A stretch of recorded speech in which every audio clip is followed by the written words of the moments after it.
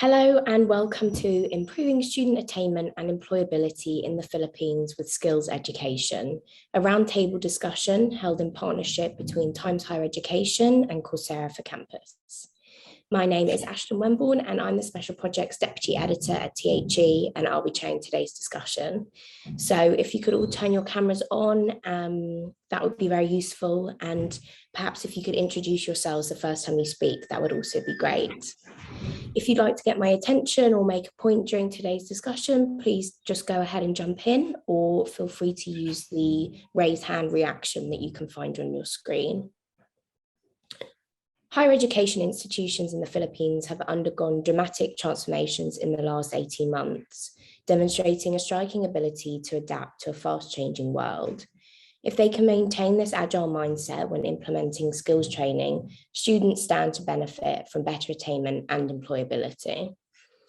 So I'd like to begin today's discussion by asking if blended learning is going to be the way forward for institutions in the Philippines.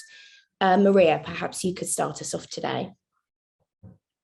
Hello, I'm Maria Luz Vilches. I'm the Vice President for the Loyola Schools at Ateneo de Manila University. On the question that was posed by Ashton about whether blended learning is going to be the mode.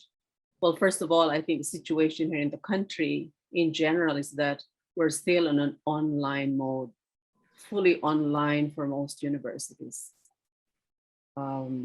So if we're talking about blended learning, in fact, in my university, just this morning, we're trying to begin, not just begin, but continue the conversation as to what it's going to be for the next school year, maybe not this school year, for the next school year.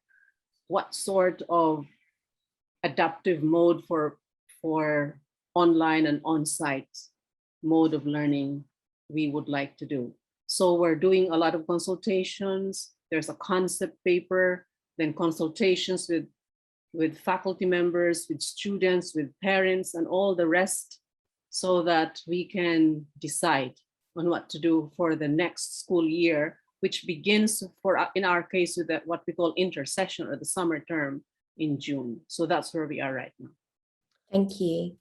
And Anna, are you having the same kind of discussions as Maria at her institution, or have you decided that blended is definitely the way to go? Hi, good afternoon. I'm Anna Marquise from Visayas State University. I think we are on the same situation with Vice President Vilches, that we are still on the discussing what are we going to do on the next school year, like which courses will be allowed to have the face-to-face classes. And then consultation with the students as well as with the parents, and how to prepare for the next school year. Thank you. So Paul, let me put a slightly different question to you. If COVID magically disappeared tomorrow and campuses could reopen fully, do you think that's what your university would do, or do you think that you have found some benefits from online and perhaps blended learning that you would like to keep? Well, definitely there are some learnings that take a note of during this online situation that we're in right now. And I guess it will still be up for study, but we will definitely take a look at whatever it is that makes more contribution or progress in terms of teaching our students in the best way possible.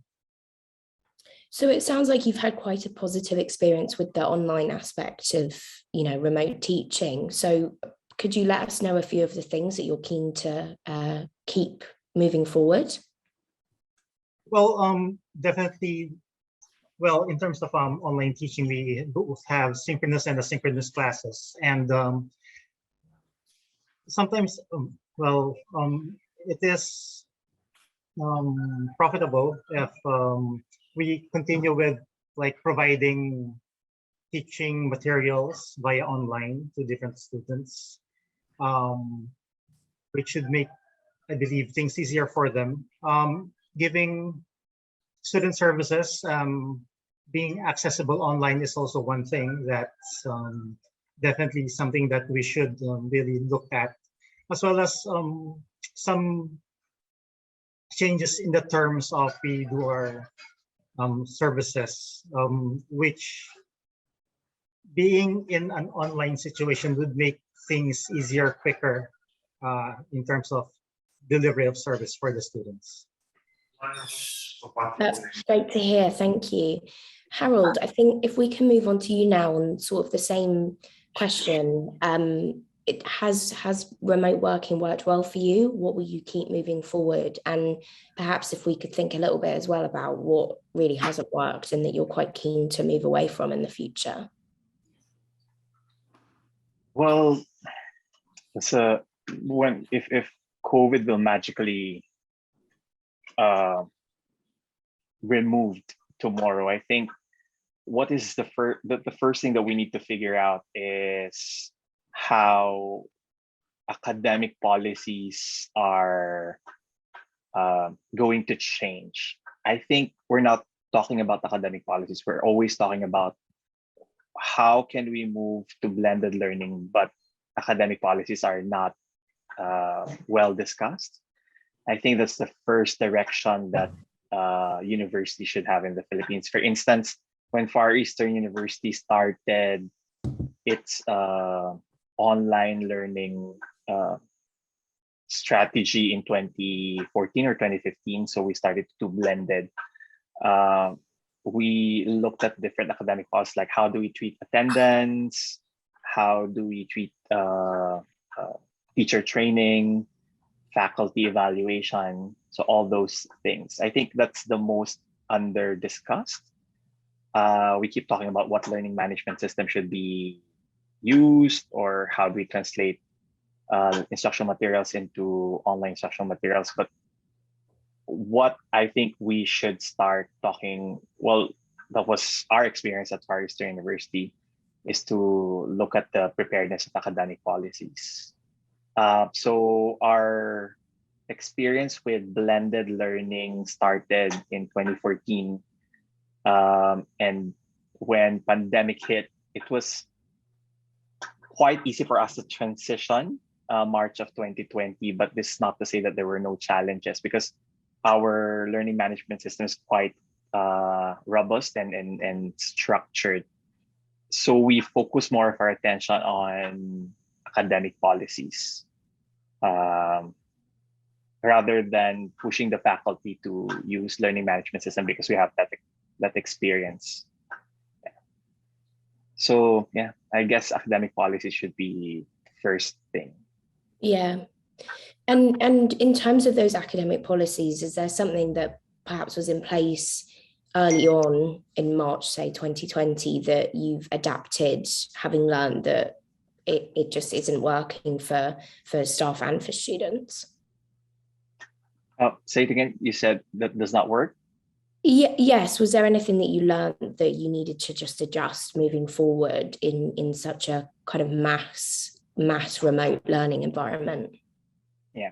So for us, our experience, even if we had quite a number of years of blended learning, we still surveyed our students, and we found out that on the first part of 2020, there were still students who want to get their modules through a thumb drive, so we couriered it to them. But because of our continuous effort to survey them, the new school year, we removed that modality. So I guess that doesn't really work for us. We started to look into a more flexible approach for students with limited internet connections. So I guess what we really learned is to continue to survey them and really check whether what works and what doesn't work. So that's one major thing for us. Thank you. I think that issue of access is actually a really important one, because at the most basic level, if you can't get students online, then you can't teach them, no matter how good the rest of the system is. Teresa Perez, I wonder if you could tell us a little bit about your experience with moving online, but quite specifically in terms of those access issues, whether it's hardware, software, you know, anything that has impacted your students in their remote learning journey? You want me to focus on access? Yes, if that's been something that you've been Okay. considering. Actually, blended learning started with us formally in 2018 when the new students from the senior high school came to us. But mostly the adoption was on the GE courses and the core curriculum courses. However, of course, the take of the teachers was not positive because, you know, there are teachers who really would not want to go into learning the new technology.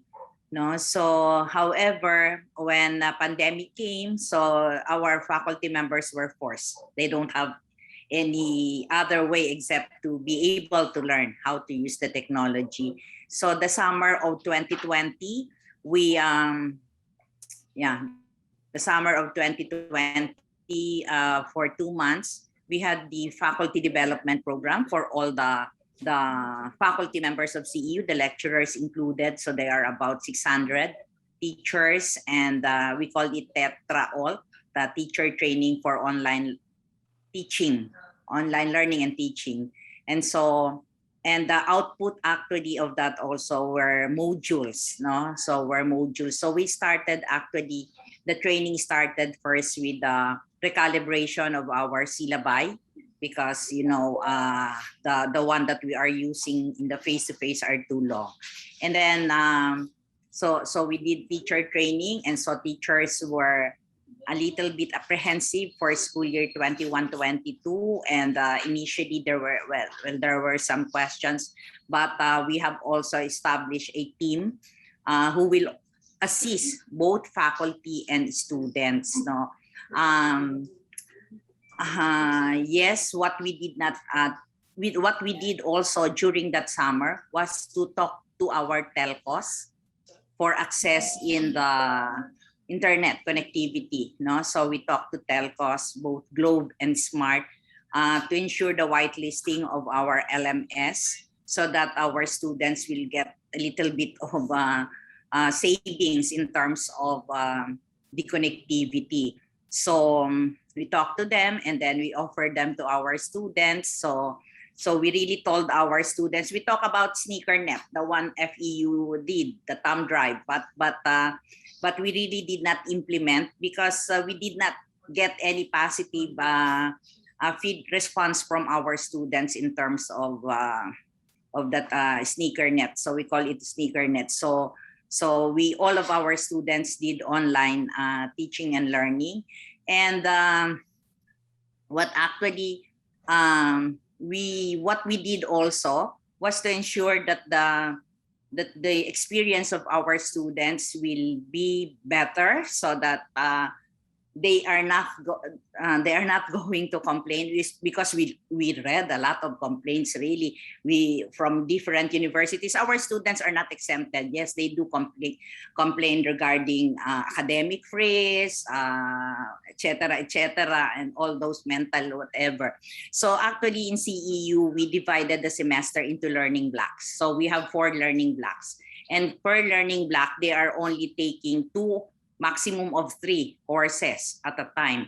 And we evaluate the courses, we evaluate the teachers, and we evaluate also the students every learning block. So we made sure that all our evaluation instruments are focused.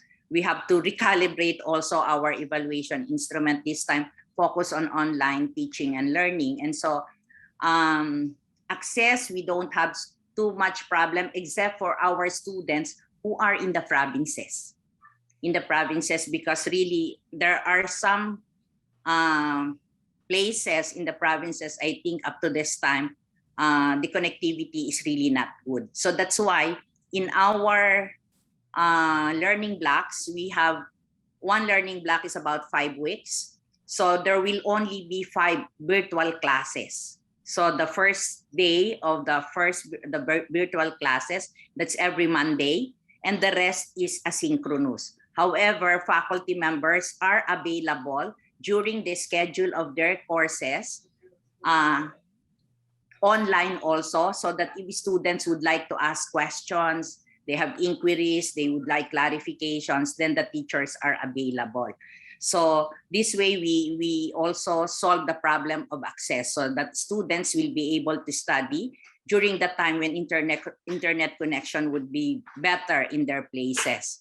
So, but if they really want to talk to the teacher, then they have to go online on the time that their class is scheduled. So that's how we solve them. And then at the end, of course, of the year, we had focus group discussions with our students. We have focus group discussions with our faculty members. And I had conversations with some of the vice presidents also of other universities who offered learning blocks in the classes, and so that we will be able to see how we will further improve our offering of the online teaching and learning. And so our students still would want that 4 learning blocks. They say they are concentrated, they are more focused. The only thing that they ask us is that to move the virtual class instead of Monday, Tuesdays, so that they have Monday to study before the class, because they said Sunday is for family, and so they want the Sunday free. So they will study Monday for the Tuesday. Now, regarding blended learning, in case pandemic would suddenly disappear, I think we are talking already in the university that we will continue, because surprisingly, during the pandemic, our enrollment in the graduate school rise. No, so there were more students in the graduate school, and according to these students, because they can study during the pandemic times, no, so and they can do it online. So they don't have, in the past, if we have students from the north or from the south, they have to travel to Manila Friday evening to be able to attend Saturday graduate courses. But this time, they can enroll even weekday classes, because they need only to connect online. So even though they are in the provinces, so they said that at least they had a chance to enroll in the graduate school. And they were telling us that hopefully, even after the pandemic, we continue so that they will be able to finish, because they said also, if we will stop offering the online, then chances are they will not be able to continue and finish also their graduate studies. So we are talking, because CEU does not have a big space also. We are very limited. In our campus is very small. And so if we will be doing blended learning, of course, the mechanism, we are still looking at it. But if we are going to do them, then we will be able to free some of our classrooms, and we can have other facilities that we can use that classroom for. Thank you. Those are all some really interesting points. I think it's great to hear that you didn't just move your classes online, you kind of rethought the way that you were delivering them. So you mentioned that you found, or your students found, face-to-face, those face-to-face sessions were too long once you moved them online, and the learning blocks as well that you've put in place. And I think Coursera has so many students and such rich data about the way that people are learning that Eclavia, it would be great to hear the kind of data that you're gathering in terms of how differently people learn online, and how institutions can use that data to their benefit and their students. Yeah, absolutely, Ashton. And thanks for having me here, and great to hear the thoughts of other panelists. My name is Eclavia. I'm the Regional Director for Coursera for Asia. Absolute pleasure to be meeting all of you. And Ashton, to your point, I think that's a very, very valid point. And as Professor Perez was mentioning earlier, is that connectivity issue is there. And I see this not only in Philippines, but most of the Asian countries that we work with.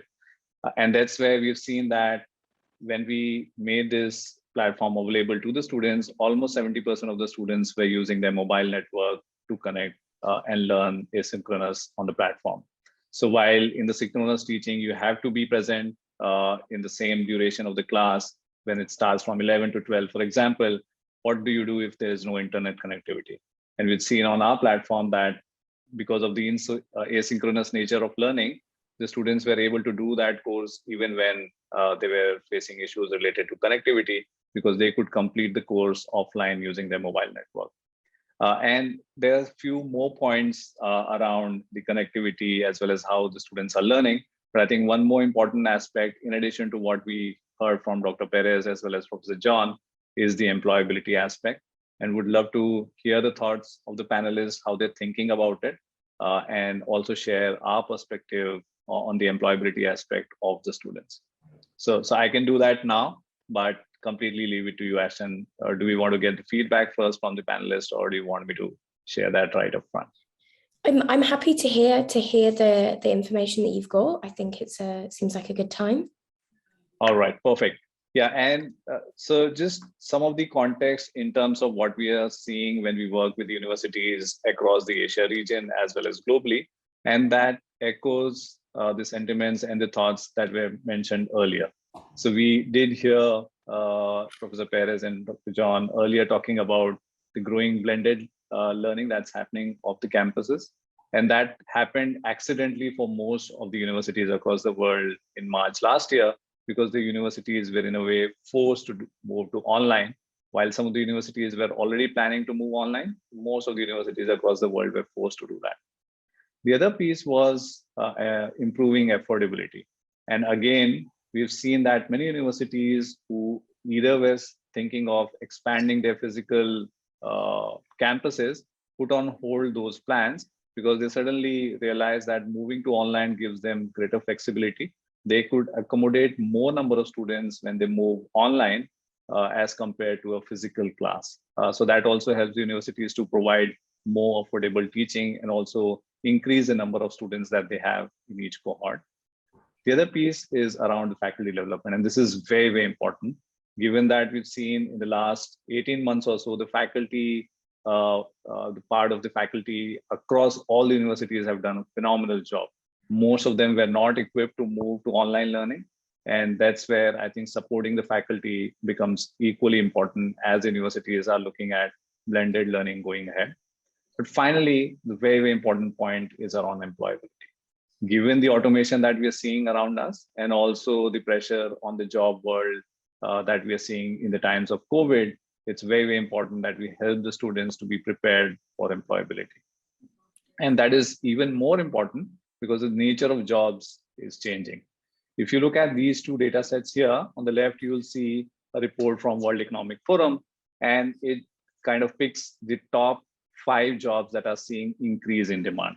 So while the other jobs will still exist, but the jobs that are increasing maximum are these jobs. And you would see that all these 5 jobs are data related jobs. And if you look at the data on the right side, it zooms into the data driven jobs. And it says that in the next 4 years, that is from 2021 to 2025, the number of digital jobs that will be created will be 4x. So about 50 million this year to about 200 million in next 4 years. This is a massive increase. So one way to look at it is a massive opportunity for the students. But the other way that we are seeing, which is a little harsh reality, is that our students are not equipped with the skills that are needed for these digital jobs.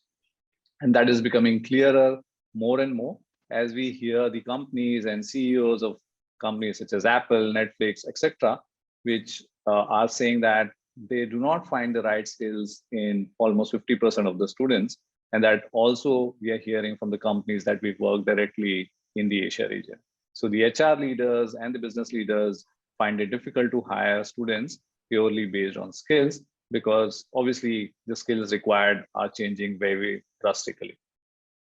And that's how we work with the universities to make sure that we are not only supporting the students and the universities with the existing curriculum, because the core programs that are being offered by the universities may be in different fields such as engineering, business, and sciences. So the universities can leverage the existing content from Coursera. But on top of it, we want to make sure that we are helping students in the fields of emerging skills and career skills. Emerging skills are the tech skills and data related skills that we talked about earlier. And the career skills are the other business and personal development skills, which are not necessarily part of the curriculum today. So if you think about some of these skills, such as leadership management, human skills, and personal development skills, irrespective of what area you are graduating in. If I am an engineer, or if I am becoming a business professional, I would still need these skills to be successful in my professional life. And these are some of the things which are not necessarily taught in campuses. And it's important that we help the students with these skills. But equally important, if you look at some of the entry-level jobs, and that's the nature of jobs and the kind of jobs our students would be focusing on.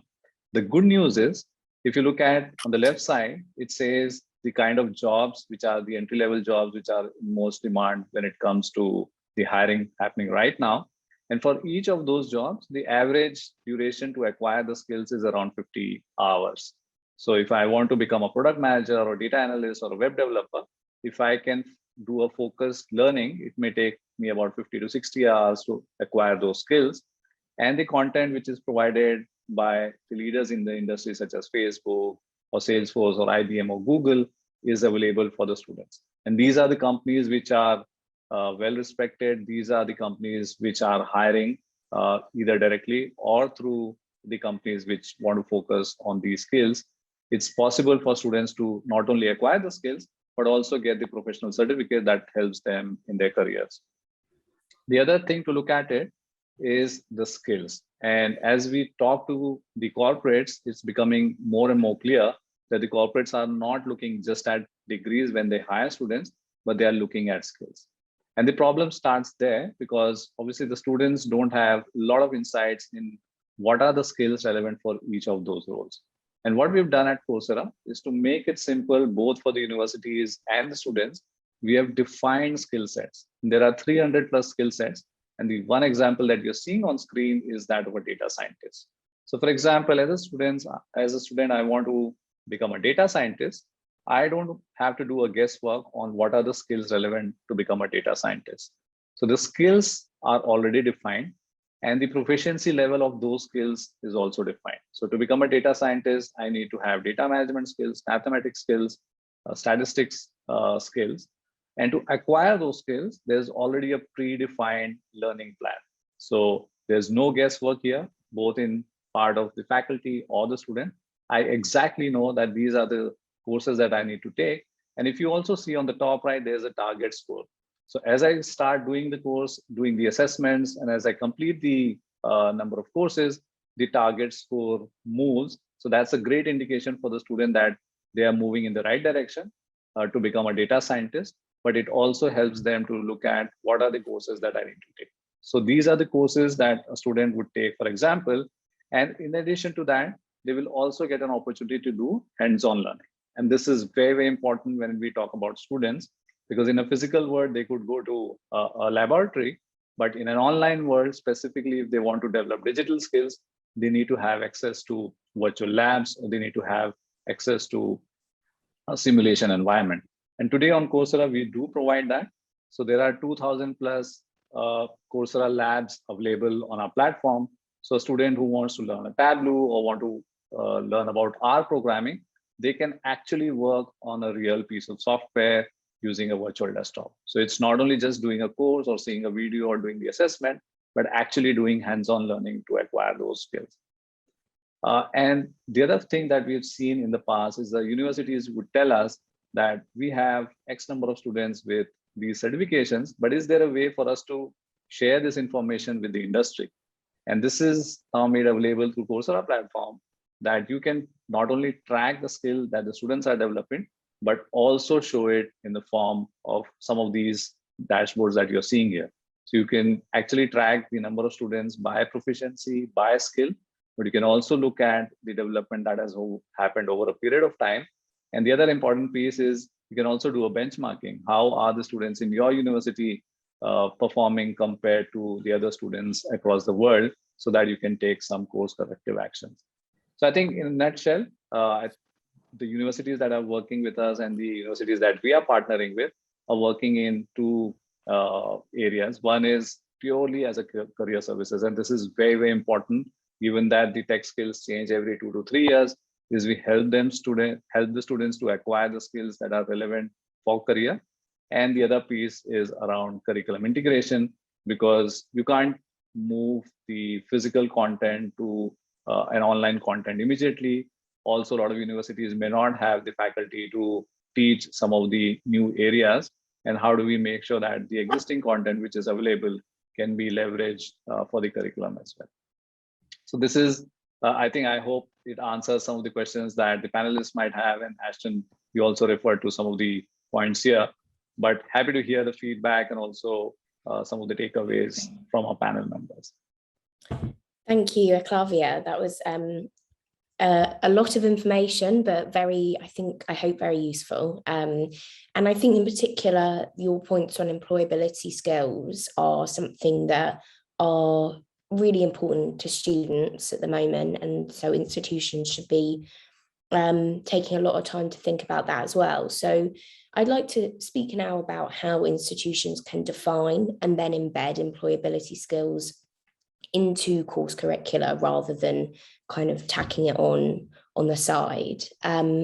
So perhaps Maria Teresa, I think you joined us a little later in today's discussion, but it would be great to hear from you in terms of what your institution is doing for employability skills.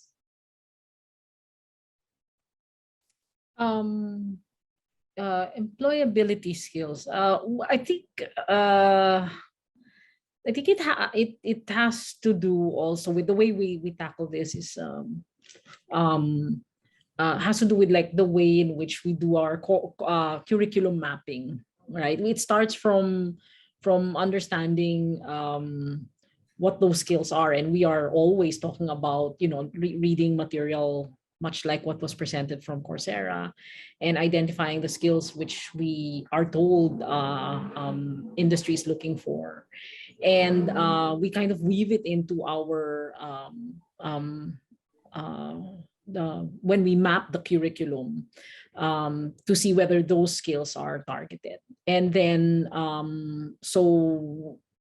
it's a good curriculum mapping exercise. And then once you've done the curriculum mapping, the next step is to see whether it's being carried out in the classroom, right? If those skills are actually tapped, and the teachers, because it's not just the students, it's teachers as well, if they're actually taking the mapping, you know, to heart and seriously. So that's one way in which we try to integrate it into the curriculum itself. But I guess we try to do it the way you said, to tack it on also on the side.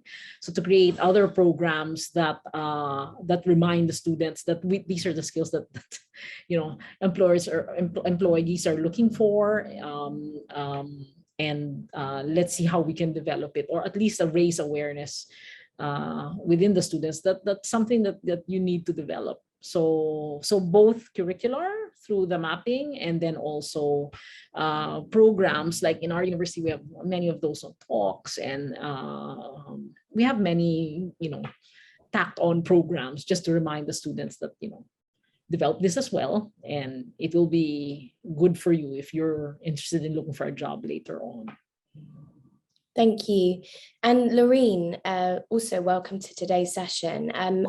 In terms of the same questions of employability skills, I wonder how you have found identifying exactly what skills are going to be useful and relevant to your students when they enter the world of work, and then how you've taught those as well.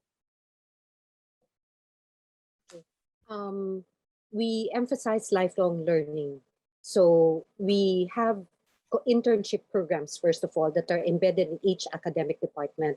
So across the colleges, every single student actually has to complete a certain number of internship or OJT, on the job training, with industry partners. So this means that we have very strong industry academe linkages, which we actually vet, because we have to do some due diligence also to make sure that our students will be trained well and acquire skills which are really industry related. We also have a strong alumni network, which is also part of the industry academic linkage, because quite of our number of our alumni are captains of industry. So we make use of that as sites also. And of course, they give us very good feedback. They're more honest, first of all, because they're alumni of the university, right?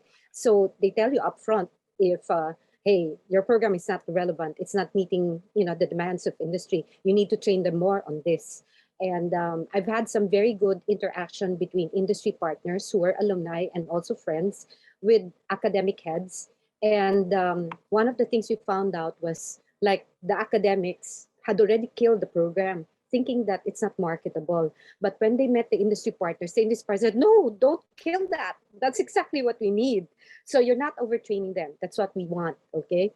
So that is one of the really, really concrete outputs. At the same time, our job fairs are ongoing, of course, albeit on the virtual platform. So the internships are virtual, the job fairs are virtual, and these are the things that we emphasize, the continuous learning, lifelong learning, flexibility, adaptability, these two key points right now.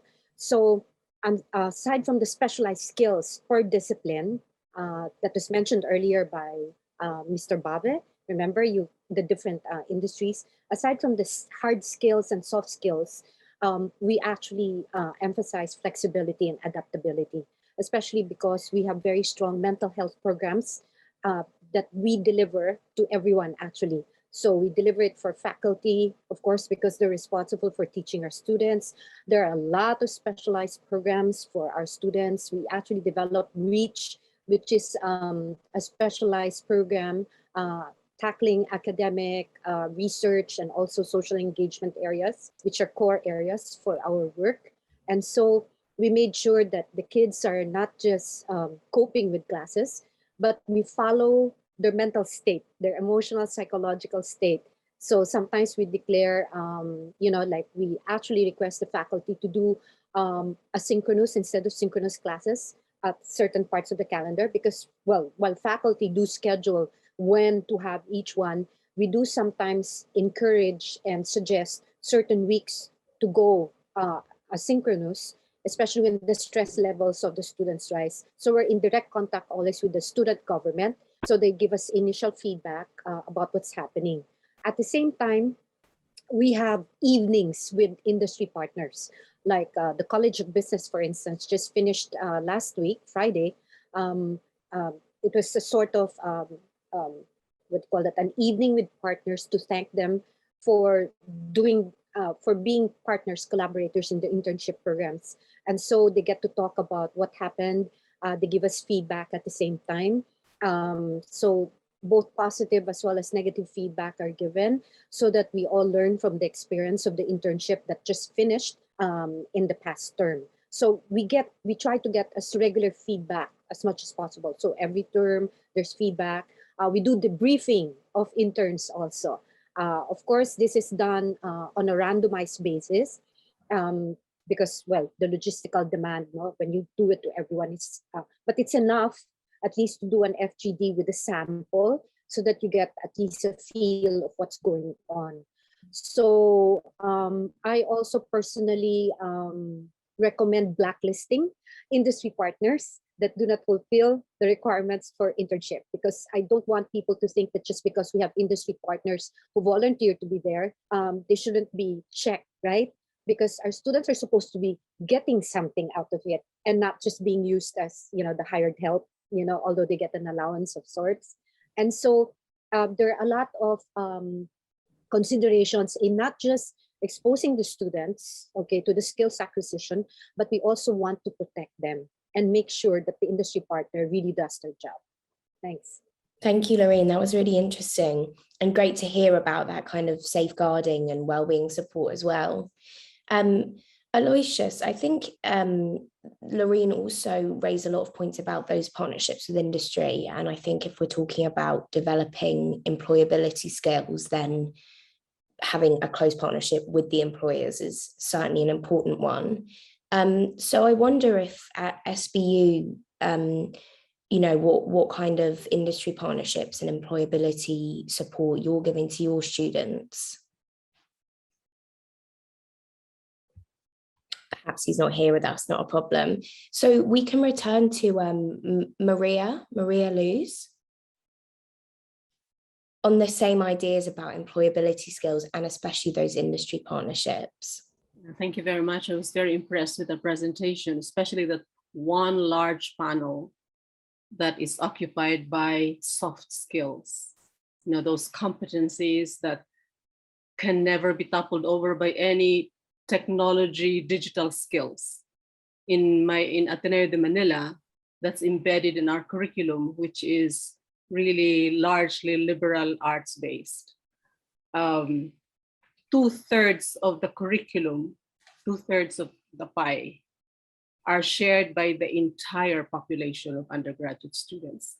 This is what we call the core curriculum, and these are non-negotiables, because this is where we build in critical thinking, imaginative thinking, flexibility, problem solving, resilience, all the rest of it, down from first year up to senior year.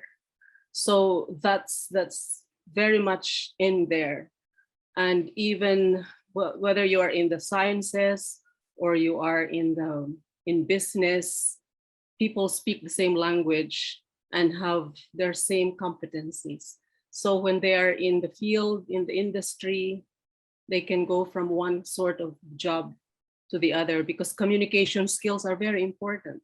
Negotiation skills are very important. So even if you are just steeped in technology, like those in the computer science, if you don't know how to communicate, that will stop there. So in terms of employability, our base is really our liberal arts education. And we have proven that a lot of our graduates who are in the field, they are being asked to, you know, there's one graduate who is a CEO in one of the telcos. He was a philosophy major and he became a CEO, and we invited him over to say, what do you really want? You know, because we invite alumni to come and talk about their own work and see how we are relevant. And he said, the first thing I do is when I look at CVs of people who apply, the first thing I do is ask them, have they got a background in a humanities course, literature, philosophy? Can they think from ground zero? Because when you are in the industry, what you learned in the university might be passé in terms of, you know, digital skills can disappear, can change over time. But if you have negotiation skills, communication skills, they're there forever. And he says, I'd like to get these people because these people can think from ground zero. And then I can help them, I can let them go through 1 month of technology training and they'll get it. Because a lot of our students right now are digital natives and it's not difficult for them to learn technology.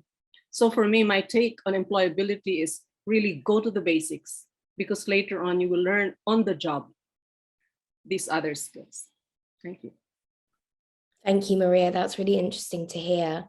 Anna, I'd love to come to you on the same topics of employability and whether your institution is placing the same importance on those soft skills that Maria mentioned.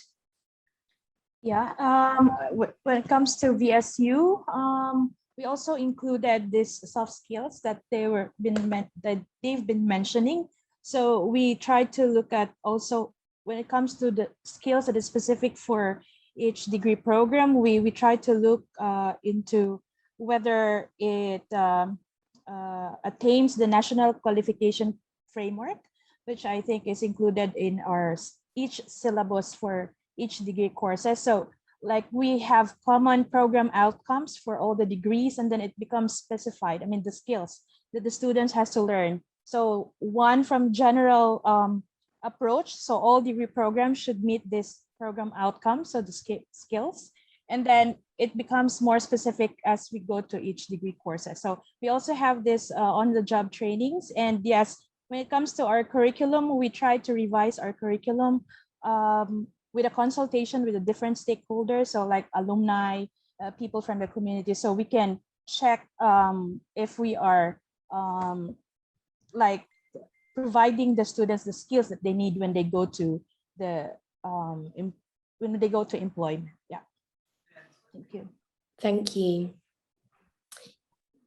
As part of the drive to accelerate development in the Philippines, I think institutions are becoming more open to collaboration, whether with other institutions, those industry partners, even departments in their own institution. And at the same time, I think the pandemic really challenged our ideas of what a physical boundary was and how big of a boundary it is. So with those factors in combination, Harold, do you think that institutions in the Philippines are becoming more internationally minded? Are they more open to looking beyond the border to create partnerships that their students can benefit from? Yeah, I think most of the universities now are looking not just only the national qualification framework, what Anna was saying, but also moving towards the benchmarking to other institutions outside Philippines and even countries within the region. I think it's primarily because of the intention of the government for globalization. I think it's really more of even this discussion of putting employability in curriculum. I guess it's really more of that push for globalization. I think Philippine universities, as far as I know, and at least on the side of Far Eastern University, we're not just only looking at how our students can be employed immediately. We're also looking at that number, but we're also making them more of like sustainable member of the society rather than preparing them just to be within 4 or 5 years and then be employed. While we are also in that direction of, like I said, counting the numbers, and we're very aware of that. Like, for instance, majority of our students are hired within the first to 3 months up to 6 months after graduation. We're very aware of that, but we're also in the direction where that's not the only intention, but to make them a good citizen of wherever they want to express their skills, wherever they want to go. So we're mostly, like I've said, as far as I know, in the Philippine educational system and even basic education, that's where the direction is. So yeah, to answer you, yes, I think everyone is aware of moving towards to a more globalized educational setup. That's great. I wonder if we kind of go less global, but perhaps think about the Association of Southeast Asian Nations, that kind of that framework of collaboration is sort of already in place. So Teresa, can you speak on the idea of perhaps institutions in the Philippines and then the rest of the ASEAN having a common higher education certificate, so you can move between perhaps institutions to gain all of the credentials to then still graduate with one recognizable qualification? If you are talking about certification, like standards of programs, standards of programs, I think we have that in the ASEAN region. I think most of the schools that are here present today are members of the Association of the University Network Quality Assurance, that's AUNQA. So, and these are actually an umbrella of the AUN of the ASEAN that actually certifies programs to ensure that the programs are at par with those schools, universities in the US, in Europe, in even in Japan and Korea. So actually, I think initially the purpose of that ASEAN was to really create a university that would cater to ASEAN students, but then of course it would be really impossible to do that. And so to have that standardization, they put up this AUNQA. So I think that is one way of standardization in the ASEAN region. I even know that in certain ASEAN countries like Indonesia and Vietnam, there is no national accreditation, but they use this AUNQA to be able to improve the curricula. So this is voluntary, and of course, I think the universities in the Philippines undergo voluntary accreditation, voluntary certification to be able to check what we are doing in the university. So I think that is one way of us that I think I can mention. Of course, there are others which are specific to programs, like we have ABET for engineering, we have there is something I think for tourism and hospitality management, but for all the programs, I think AU and QA is and it's really a tough one to undergo that certification. Great, thank you. Another point that has been raised today that I think is really important to consider is the lifelong learning provision of institutions. And we've seen that students are keen to continue to be learners far beyond graduation. So, Laureen, is lifelong learning something that you're considering, and how will you offer that? Will it be something that you offer to your own alumni, or that you would open up to any student who wants to continue their experience? Yeah. Actually, we start while they're still with us, okay? So we encourage them into that kind of thinking already, that after graduation, keep in touch with your university, not just as an alumnus, but also for continuing education. You can always come back, not just for a master's or PhD, but for short courses. So we actually have an institute that specializes on just lifelong learning. So you can come in for just a subject or a course, a short course. So some of the colleges have independently started these short courses. So they're advertised regularly to the public so that anyone can come in to take on those courses. This is something that you can take for academic units if in case you're thinking of a master's or PhD in future, or you can just settle with just taking it up, because you just want added skills or you want to refresh your mind. So the program is actually very flexible in the sense that it's up to you if you want to get credits for a future degree or you just want to just take it up. So the whole concept behind that is upskilling, reskilling, right? So everybody gains from the experience. And it's interesting because a lot of our, we have to also consider that we have a lot of people who did not graduate from university. For some reason or the other, they discontinued their studies to support their families. It's a common event, right? Especially if, let's say, you're the eldest in the family and you became automatically the breadwinner because, the father probably passed away. So you're taking on that mantle. So we have quite a lot who come back to school because of that. But some of them, they go for the full degrees, but some don't. They just want to refresh. So this is why this institute is important, because whether you have a short-term or a long-term plan, the whole idea is you just want to continue your education, and we're going to let you do it in whatever way and form you want it to be in. Thank you. Eclavia, have you at Coursera seen that same kind of appetite for short courses and those kind of stackable degree credentials as opposed to that long form kind of 3-4 year more traditional approach? Yeah, and I think we're seeing that's driven from two perspectives. One is the changes in the policy. For example, some of the countries such as India has just released the national education policy that allows you to have a credit bank. And similarly, some of the other countries are also moving in that direction.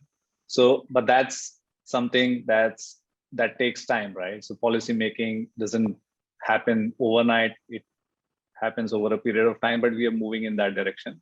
Also, as students and universities are getting more and more aware, they are looking at stacking content, because a student may look at building a deep skill, and for that, the student might do a long course. But for example, if they want to develop a skill which is very technical in nature, but they want to have an ability to practice something that they've learned, they look at a short form of content, which is like 1 hour, 2 hour guided projects on our platform. And I think that's also driven from the other points that the other panelists mentioned. I think Dr. Garcia was mentioning about the lifelong learning, because that we are seeing not only in students, but also the employed workers, because the nature of jobs is changing. So both the students as well as the employed professionals are looking at lifelong learning. The other point that Dr. Garcia made was around mental health. And we looked at the top courses taken by our learners in 2019 and 2020. And it was a stark difference between the 2 years. In 2019, the learners spent a lot of time learning about technical skills, data skills. But 2020, as we got into something that we were not prepared for, a lot of people took courses on mental health on our platform. And that's a massive change that we are seeing.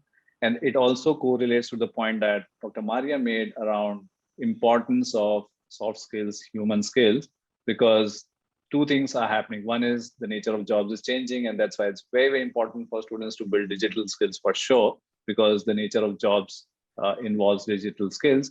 But the other aspect of digital skills is that it is short-lived. So the average duration or average life of a digital skills is maybe just 2.5, 3 years, and it will keep changing. So that's why it is important the students spend a lot of time learning throughout their career, but also more important is to develop some of these soft skills and personal development skills, because there are a lot of insights available outside in the job world to say that all the jobs that are more repetitive in nature, that are related to data crunching, would be replaced as part of automation. But something that will not change or probably evolve more in years to come is the problem solving skills, the critical thinking skills, the leadership skills, the resilience. And these are some of the things that we need to instill in our students so that they are more prepared for the nature of jobs. And maybe just another 20 seconds on the point that Professor Tino mentioned on knowing what are the skills that are important.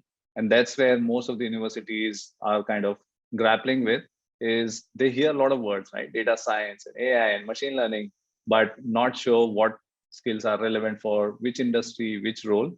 And this is how, since we work with many, many companies globally, we are able to share those kind of insights with the universities so that the universities, if possible, make changes in the curriculum.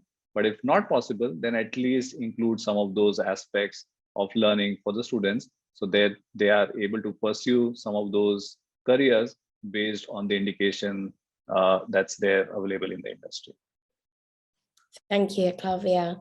And I think in our last few minutes today, I'd like to speak a little bit more about the mental health provisions that have come up a few times here. Maria Teresa, is that something that's important to your institution? And how do you think that supporting student mental health actually improves attainment and ultimately employability? Of course, it's important to our institution, although I think, I don't know, I don't know if we can compare to others, but I think I'd like to think that our university has taken a kind of like I don't want to use the word like a hard line, because in our experience, a lot of the students will claim that they have mental health difficulties or that they are unwell and therefore they cannot perform the tasks that they are assigned to do. And it is an important issue. We want our students to have good mental health, but we want to make sure that those who claim that they are incapable of doing the work are really incapable. So we even prior to the pandemic, the all universities, I don't think any university does not take this matter seriously. So all universities, but our university as well, had programs to ensure a strong guidance program, and plus beyond guidance, maybe other units looking into that as well. But I think what changed for us during the pandemic was that we actually came up with a policy to identify those who are really at risk, and to not just because you claim that I want some help or I want some concessions with my homework or whatever, that it will be given. So that's the thing that changed for us, that we should have actually done a long time ago, but I think that that the students were hearing it from all over, that they could get away with claiming mental health, and so we did quickly come up with a policy to really identify those who needed to be helped or needed the consideration, and then everybody else. We should have done it before, but I think that the noise was so loud now that we were forced to do it. Yeah. So of course it's a concern, but it is a concern. But to me, at this time, the concern is actually has gone the other way. The concern is to get the message across to our students that you can't get away with just claiming this, and that this is a serious thing. And if you're gonna claim it, then be prepared to go through, to be checked and to get help and maybe to stop school even. Yeah, thank you for that insight. That actually brings us to the end of today's session. So I would like to thank you all for joining us today and sharing your insights. We certainly hope to speak with you again soon. An on-demand video and summary article of today's session will be available in the coming days. So please do keep an eye out for that and get in contact if you wanted to discuss any of this further. Lorene, I know that you were interested in that point that we just finished on, but I think I should let everyone get on with the rest of their days. But yes, we hope to be in contact with all of you again soon. And thank you again, and goodbye.